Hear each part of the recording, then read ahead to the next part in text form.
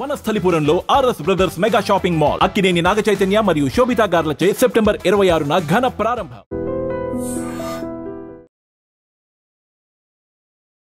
తనను విచారణకు పిలిచిన ఉన్నతాధికారిని బెల్ట్ తీసి కొట్టాడు ఓ హెడ్ మాస్టర్. ఉత్తరప్రదేశ్లో ఈ ఘటన జరిగింది.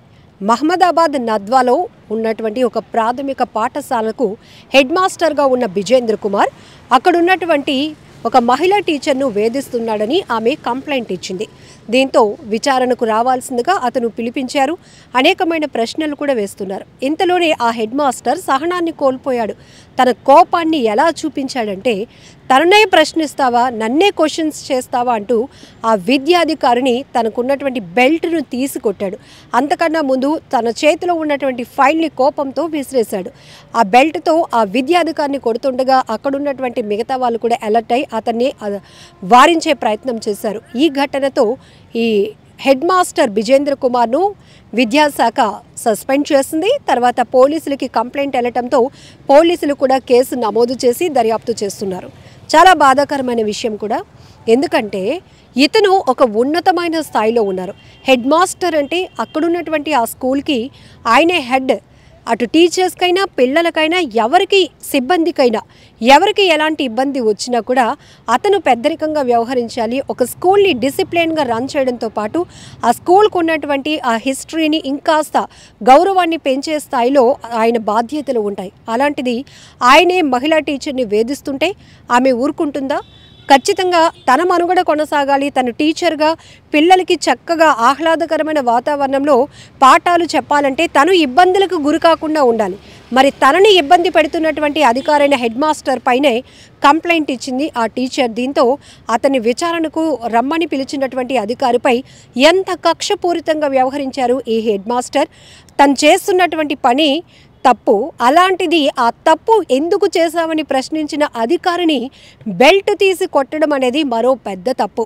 అంతలోనే అక్కడ ఉన్న వాళ్ళందరూ వారించారు. లేకపోతే ఆయనకున్నటువంటి కోపానికి, అసహనానికి, లేకపోతే ఆ విచక్షణ కోల్పోయినటువంటి పరిస్థితికి ఇంకా అతని పైన ఇంకా దాడి చేయడానికి ఇతను తెగబడేవాడేమో అనిపిస్తూ ఉంది. అందులోనూ ఈ సీసీటీవీలో రికార్డ్ అయిన దృశ్యాలు చూస్తే ఆయన వయసు చాలా పెద్దది. ఎంత గౌరవంగా ఉండాలి. ఇప్పటి వరకు తన విద్యా వృత్తిలో ఏదైతే పాఠాలు చెప్పిన దగ్గర నుంచి మంచి పొజిషన్కి వచ్చినటువంటి పరిస్థితి వరకు అతను తన డెడికేషన్ కావచ్చు, డిసిప్లిన్ కంటిన్యూ చేయడం వల్లే ఒక ఉన్నతమైన పొజిషన్లో ఉన్నారు. అలాంటిది అక్కడ విచక్షణ కోల్పోయి అతనే ఇలా నేరుగా దాడి చేయటం అనేది చాలా బాధాకరమైన విషయం. సో ఈ దృశ్యాలు ఇప్పుడు సోషల్ మీడియాలో వైరల్ అవుతున్నాయి. అంతేకాదు పెద్ద చర్చ కూడా నడుస్తోంది. ఈ మధ్య కొంతమంది సహనాన్ని కోల్పోతున్నారు, విచక్షణ కోల్పోతున్నారు, ముందు మనం మనుషులం అనే విషయాన్ని కూడా కోల్పోతున్నారు. కాబట్టే పరిస్థితులు అదుపు తప్పుతున్నాయి. మానసిక స్థితులు బాగోలేకనా, ఇంకా ఆర్థిక పరిస్థితులు అదుపులో లేకనా ఏ రకమైన విశ్లేషణ మనం కొనసాగించాలో తెలియదు. కానీ చాలామంది క్షణికావేశంలో వాళ్ళ కోపోద్రిక్తులై ఇతరులను గాయపరచాలి, ఇతరులపై దాడి చేసేయాలి. అప్పుడే మనకు వచ్చిన కోపం, మనకు జరిగినటువంటి అన్యాయం, లేకపోతే మనలే ఎవరైనా ప్రశ్నించే తత్వాన్ని మనం ఎదిరించగలుగుతాము అనే ఆలోచనతో ఇలా దాడులకు పాల్పడుతున్నారు. ఏది ఏమైనా ఉత్తరప్రదేశ్ నుంచి రిలీజ్ అయినటువంటి ఈ దృశ్యాలు ఇప్పుడు సోషల్ మీడియా అంతా చక్కర్లు కొడుతున్నాయి. విపరీతమైన ట్రోలింగ్కి గురవుతున్నారు ఈ హెడ్ మాస్టర్ బిజేంద్ర కుమార్.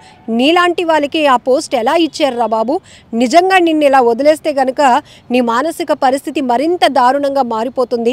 నువ్వు టీచర్స్ని ఏంటి, పిల్లల్ని కూడా ఏదైనా చేయగలుగుతావు, చేస్తావు కూడా అనే ఆలోచన ప్రతి ఒక్కరిలో కనపడుతుంది. దృశ్యాలు చూసిన తర్వాత ఒక ఉన్నతమైనటువంటి విద్యాధికారిని ఆయన అలా బెల్ట్ తీసి సినిమాలో మనం చూస్తూ ఉంటాం కొన్ని దృశ్యాలు. ఆ రేంజ్లో ఆయన తన రివెంజ్ తీర్చుకోవాలి అనుకోవడం అంటే చాలా బాధాకరమైన విషయం. ఈ ఘటనపై మీరేమంటారో కూడా కామెంట్ బాక్స్లో మెన్షన్ చేయండి.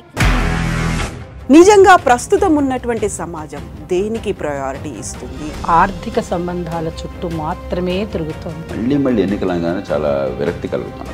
మంచి అనిపిస్తుంది కదా, లేడీస్ కూడా ఛాలెంజింగ్ జాబ్స్ చేసినప్పుడు చాలా బాగుంటది. ట్రాఫిక్ అసిస్టెంట్స్ గా నియమించిన ట్రాన్స్జెండర్స్ అందరితో సాల్యూట్ చేయించుకుంటున్నారు. ఫుడ్ డెలివరీ ఇవ్వటానికి వెళ్ళినటువంటి డెలివరీ బాయ్ అనిల్ పై కళ్ళ ముందు